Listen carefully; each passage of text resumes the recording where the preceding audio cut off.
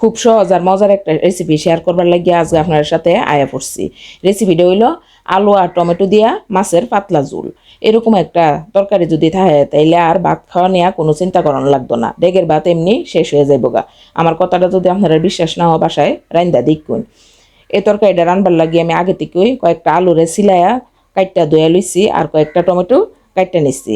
আর এনে নিচ্ছি 3টা মাছ, 3টা মাছের আবার মাঝখান দিয়া কাইটটা 6 টুকরা করে লাইছি। অনেক গেছে 6টা মাছটি সরলে আবার একটু দাও দিয়া কাইটটা কাইটটা দিচ্ছি যাতে নুন মুষ্টি বালা করে ডুহে। অনেকের মধ্যে দিয়ে দিমু সামান্য পরিমাণে লবণ, একটু হলুদের গুঁড়া, একটু মরিচের গুঁড়া দিয়া সাইরা হাত দিয়া খুব বালা করে মাছের সাথে মাহাইলামু। দাও দিয়া যে শরীরটার মধ্যে একটু কাটতে কাটতে দিছি, এই কাটা দাগাটি দিয়েও আঙুল দিয়া করে মশলাটা বালা করে ডুহায় ডুহায় দিমু। যারা আমার ভিডিওটা দেখতেছেন, ভিডিওটা দেখা শুরু করবার সাথে সাথে এই ভিডিওতে একটা লাইক দিয়েন, কমেন্ট করে জানায়েন কেমন লাগছে, আর একটু কষ্ট করে শেয়ার করে দিয়েন। মাছটার মিজে ওলদি মুস মাহানি হয়ে গেলে গা এখন মাছটার এক সাইডে রাখি এখন যামুগা চুলার মিজে আমি আগে থেকে একটা প্যান বসায় খুব ভালোভাবে গরম করে রাখছিলাম। এখন এটার মধ্যে দিয়ে দিব পরিমাণ মতো সয়াবিন তেল। তেলের পরিমাণটা আমি এখন একটু বাড়াই দিছি, কারণ এই তেল দিয়ে আমি মাছটা টানামো, আলু টানামো, আবার তরকারিটাও রান্ধুম, এর লেগে এখন তেলের পরিমাণটা বাড়াই দিছি। অনেকটা একটা করে মাছটি দিয়ে দিতেছি।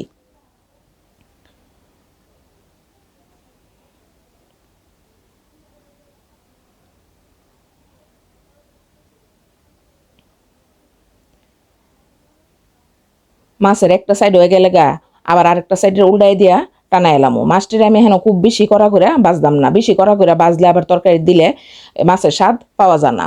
আমি এখন হালকা একটু বাজিয়ে মাছটিরে নামাই এলামো।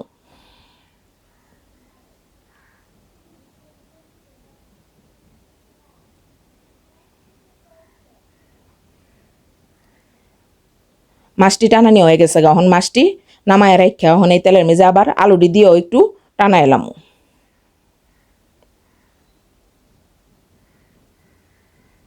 যারা আমার Facebook page Nilufa's kitchen and blog থেকে দেখতেছেন, আমার পেজটারে লাইক ও ফলো দিয়ে রাখেন। আর যারা আমার YouTube channel Nilufa's kitchen and blog থেকে দেখতেছেন, আমার চ্যানেলটারে সাবস্ক্রাইব করে পাশে থাকা বেল আইকনটা ক্লিক করে রাখেন। এতে করে আমি যখনই নতুন কোনো ভিডিও আপলোড দিব আপনারা সাথে সাথে নোটিফিকেশন পেয়ে যাবেন।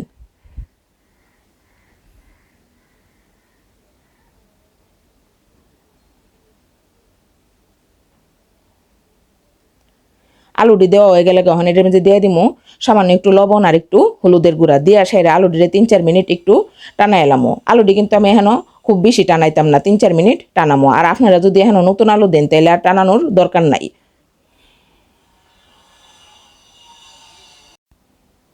আলু টানানো হয়ে গেলে গহন এটিরে উড়াইয়া রেখে দিমু।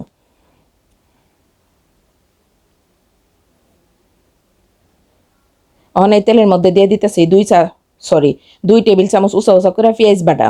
আমি এখনো বাটা পেঁয়াজ দিয়া তরকারিটা রান্না করতেছি, আর পেঁয়াজের পরিমাণটা একটু বাড়াই দিছি যেহেতু আমি এখনো জুলের পরিমাণটা একটু বেশি দিমু। এখন এটার মধ্যে দিয়ে দিতেছি আধা চা চামচ জিরা বাটা দিয়া সাইরা মশলা ডিরে তেলের সাথে একটু সময় নিয়ে বাজ্যা নিতেছি যাতে মশলার কাঁচা গন্ধ না থাকে। এখন এটার মধ্যে দিয়ে দিমু সামান্য একটু পানি। আমি এখনো গরম পানিটা দিছি, গরম পানিটা দিয়ে সেরা এখন এটার মধ্যে দিয়ে দিমু নুন মরিচ। এখন দিতেছি 2 চা চামচ হলুদের গুঁড়া, 2 চা চামচ মরিচের গুঁড়া, আর 1 চা চামচ ধনিয়ার গুঁড়া, আর স্বাদ মতো লবণ দিয়া সেরা মশলাটারে খুব ভালো করে একটু সময় নিয়ে 5-6 মিনিট কষাইলামো। মশলা থেকে যতক্ষণ পর্যন্ত না তেলটা ছাইরা দেয় ততক্ষণ পর্যন্ত কষামো। মশলা কষানোর উপরে তরকারি স্বাদ অনেকটা নির্ভর করে, এই লেগে মশলাটারে খুব ভালো করে কষাইতে হইব। আপনারা অবশ্যই মশলাটারে একটু সময় নিয়ে ধৈর্য ধরে কষাইবেন।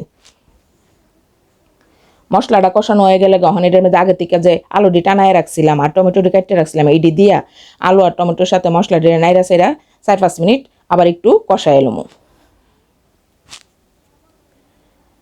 রান্না তো আমরা সবাই করতাম পারি, আপনারা আবার কইবেন এটা আবার দেখান লাগে। এক একজনের রান্নার ধরন এক এক রকম, আমি যেভাবে রান্না করি ঠিক সেই প্রসেসটাই আমি আপনাদের সাথে শেয়ার করতেছি। আর নতুন যারা আসুন আশা করি আপনারা এই রান্নাটা খুব উপকারে আসবো। তরকারিটা খাইতে কিন্তু হয়েছিল আলহামদুলিল্লাহ অসাধারণ, আর এর রংটা হয়েছিল মাশাল্লাহ খুব সুন্দর।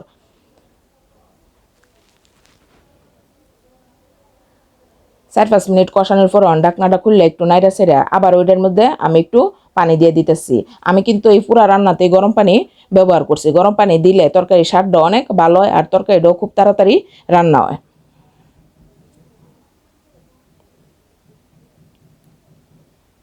পানিটা দিয়ে এখন ডাকনা দিয়ে ডাইকে আবারও চুলার জাল বাড়ায় দিয়ে রান্না করুম 7-8 মিনিট। ফিরে আয় পড়ছি 8 মিনিট পরে। 8 মিনিট পরে ডাকনাটা খুললে আবার একটু নাইড়ে চেড়ে দিতেছি। অহন আগে থেকে যে মাছটি টানায় রাখছিলাম অহন এটার মেঝে এই মাছটি দিয়া একটু নাইড়ে চেড়ে মাছটিরে বিছাইয়ে দিমু।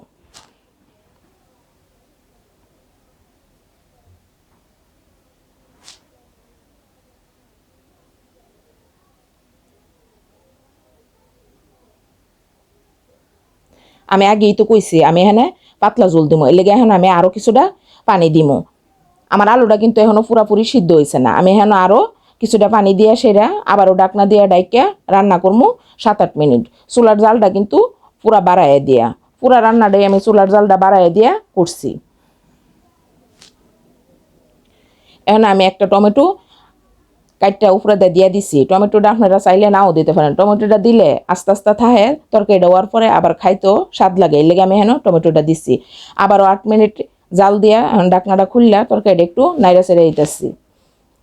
এখন আমি একটু লবণটা চেক করে দেখবো, যদি দেখেন যে লবণটা কম হয়েছে তাহলে এখানে একটু লবণ দিয়ে দেন। আমার লবণ একবারে ঠিক আছে, লবণ দেওয়ার আর দরকার নাই। আমি আপনারা দেখাই দিতেছি আলুটাও কিন্তু খুব সুন্দর সিদ্ধ হয়ে গেছে গা, তরকারি প্রায় হয়ে গেছে গা। এখন এটার মধ্যে কয়েকটা কাঁচামরিচ আর কিছু ধনিয়া পাতা কুচি দিয়া আবারও ডাকনা দিয়া রান্না করুম 2 মিনিট। ধনিয়া পাতাটা দিয়া ডাকনা দিয়া দিলে কাঁচামরিচ আর ধনিয়া পাতার যে গ্রান্ডা আছে পুরাটা তরকারির মধ্যে খুব ভালোভাবে ছড়াইয়া যায়। এর লেগে ধনিয়া পাতাটা দিয়ে আবারও ডাকনা দিয়া রান্না করতেছি 2 মিনিট। ফিরে আয় পড়ছি 2 মিনিট পরে।